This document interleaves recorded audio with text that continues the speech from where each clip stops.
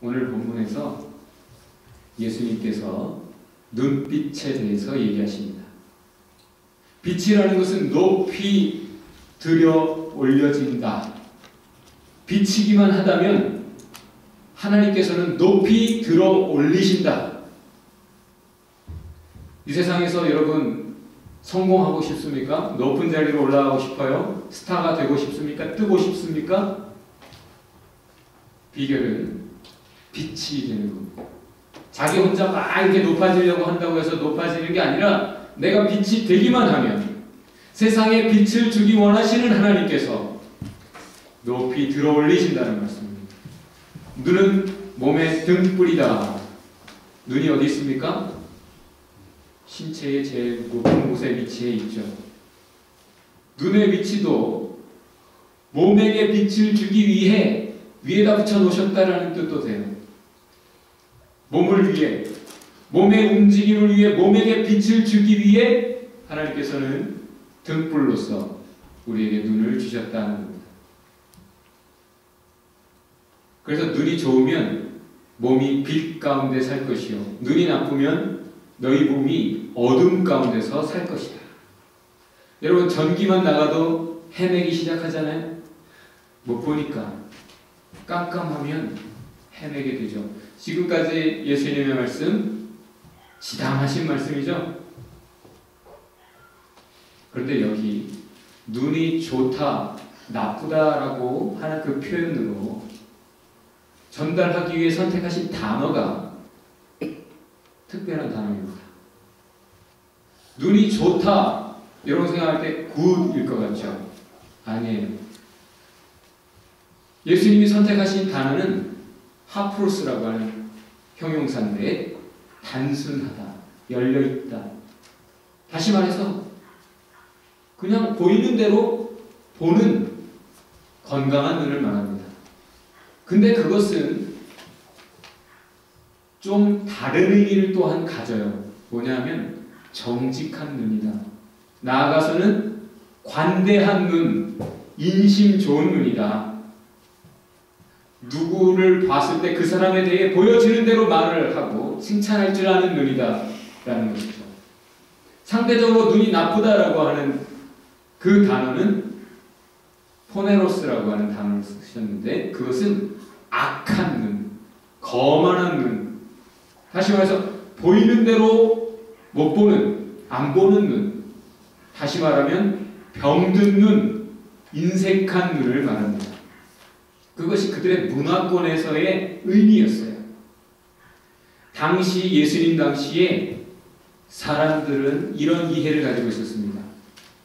사람의 눈에서 빛이 나간다. 그래서 어떤 사물을 볼 때 사물이 가진 빛, 그것을 향해 내가 눈빛을 쏘고 내가 그 눈빛으로 그 사물을 정밀 조사하고 이것에 대해 평가한 다음에 내가 받아들일 것이냐 말 것이냐를 결정하고 그 후에야 그 빛을 받아들이든지 말든지 하게 되는데 바로 우리의 눈이 그것을 결정한다는 것이죠. 그래서 유진 피터슨이라고 하는 유명한 목사님은 어떤 성경을 번역할 때 이렇게 번역했어요.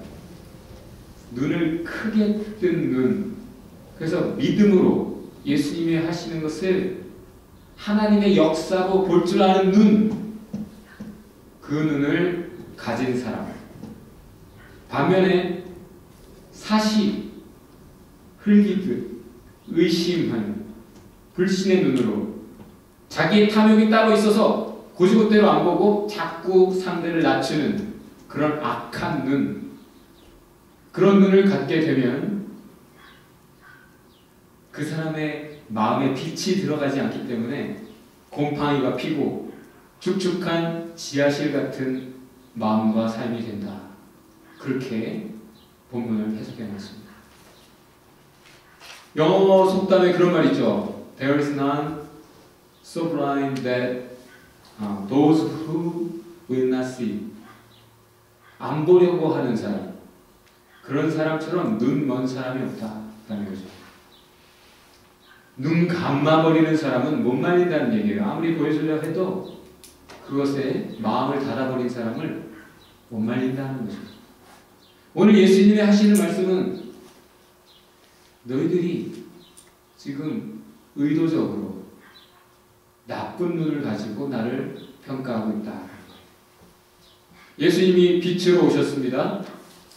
빛을 주시는데 악하고 탐욕적인 세상, 사랑으로 성령으로 오셔서 귀신도 쫓아내시는 예수님을 악평합니다.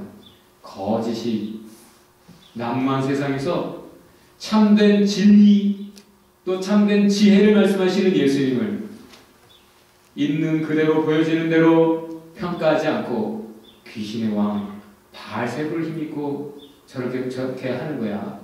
악평하고 깎아내리는 사람들을 향해 하시는 말씀이죠. 너희가 가졌다고 하는 그 빛이 어둡지 않은가 잘 살펴봐라. 너희가 무엇을 판단하는 기준과 가치관이 세상을 보는 눈이 사실은 꺼져 있는 것이 아닌가 잘 살펴봐라. 이 말씀은 사람들이 스스로 빛이라고 생각하는 것과 하나님이 빛이라고 인정하시는 것과의 차이를 말하는 것이고, 너희가 가졌다고 생각하는 그 눈빛이 제대로 됐고 말짱한 성한 눈이라면, 건강한 눈이라면 너희 몸과 삶이 빛을 가지고 있어서 찬란하게 빛나는 삶이 될 것이다. 그렇게 말씀한 거예요. 다 같이 해봅시다. 눈은 창문입니다. 우리가 눈으로 우리가 받아들인다는 것. 쉽게 말하면 빛이 주어집니다. 그것은 우리 몸 안에까지 들어와야 됩니다. 우리 자신을 밝혀야 된다는 얘기죠. 그러면 우리의 삶이 빛 가운데 살게 된다는 말입니다. 에릭 내쉬라고 하는 사람이 있어요. 지금 한국 기독교가 주목하여 보는 영국의 신앙인입니다. 대단히 훌륭한 사람입니다. 그 사람을 통해 유명한, 정말 세상적으로 알려진 귀한 신학자들, 신앙인들이 나왔어요. 그렇지만 정작 그 스승인 이 에릭 내쉬라는 사람은 그렇게 알려지지 않았어요. 스스로가 스포트라이트 받으려고 하지도 않았고 유명세를 원하지도 않았죠. 다만 조용히 자기가 만나는 사람들에게 빛이 되었던 사람입니다. 근데 이제 그 사람에 대해서 책이 나오고 그 에릭 내쉬라고 하는 사람을 알았던 사람들이 증언을 하는 거예요. 그런데 그 에릭 내쉬라는 사람을 평가하는 이 표현이 참 인상적입니다.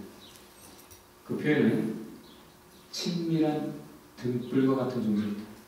다 같이 해보죠. 친밀한 등불. 과연 빛이라는 것은 우리에게 친숙합니다. 왜죠? 하나님께서 우리에게 빛을 주셨고 빛 가운데 살아가도록 하셨기 때문에. 여러분 빛 가운데 지금까지 살아오셨잖아요. 그렇죠? 없으면 당황스럽지 않을 수 없어요. 그 사람은 죽었습니다. 오래전에 죽었습니다. 그런데 그 빛이 오히려 지금 현대에까지 우리에게까지 비춰지도록 하나님이 높이 올리시고 계십니다. 2010년도에. 다 같이 해볼까요? 하나님의 빛은 꺼지지 않습니다. 그 사람이 살았을 때 아무리 훌륭했지만 오해가 있었고 악평들이 있었습니다. 그러나 등불이라면 꺼지지 않도록 사람이 보호하게 되어 있습니다. 진정한 빛은 온갖 바람으로부터 하나님이 막으시는 거예요. 꺼지지 않도록. 여러분 빛이십니까? 옆에 분에게 빛이십니까?